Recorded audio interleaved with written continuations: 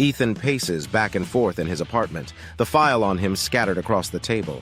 Victor Langford has known about him for years, but why hasn't Victor acted? Why has he let Ethan move so freely, all while keeping him under surveillance? The questions gnaw at Ethan, but he knows one thing. This game is far more dangerous than he realized.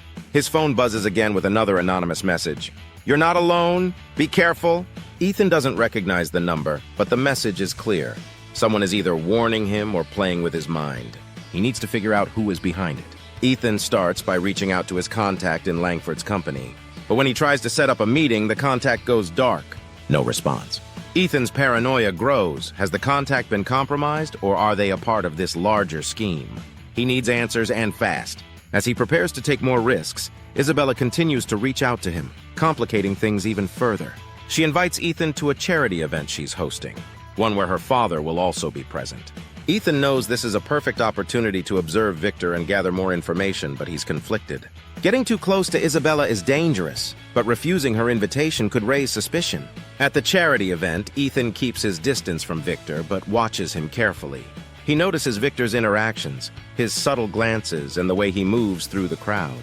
There's an air of confidence about him, but also a hint of unease, as if Victor knows something is amiss. Ethan senses that Victor is aware of his presence but chooses not to confront him.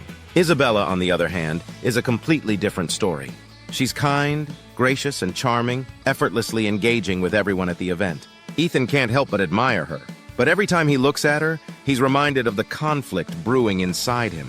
She's Victor's daughter, the daughter of the man who destroyed his life. But she's also the one person who makes him question everything he's planned. Later that night, as Ethan prepares to leave the event, Isabella pulls him aside. She looks concerned, as if she knows something is wrong. She tells Ethan she's noticed that he's been distant, guarded. She asks him what's bothering him, but Ethan brushes it off with a smile, telling her it's nothing. Isabella, however, isn't convinced. She gives him a soft warning.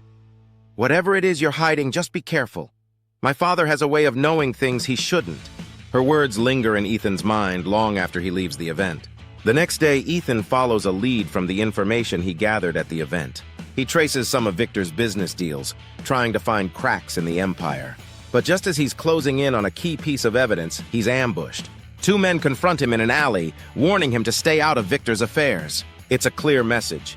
Victor is no longer watching from a distance. He's sending people to stop Ethan directly. Ethan fights off the men, barely escaping with his life. But the encounter shakes him. He knows now that Victor is aware of his plan and will do whatever it takes to stop him. The question is, how much does Victor really know? Back at his apartment, Ethan receives one last message that night. "You're running out of time." This time it feels less like a warning and more like a threat. Ethan sits in the dark, the weight of his revenge pressing down on him. He knows he's running out of time to act, but he also knows that every move he makes brings him closer to danger. Ethan looks at the photos of his father, the man Victor destroyed, and tightens his resolve. No matter the cost, he has to see this through.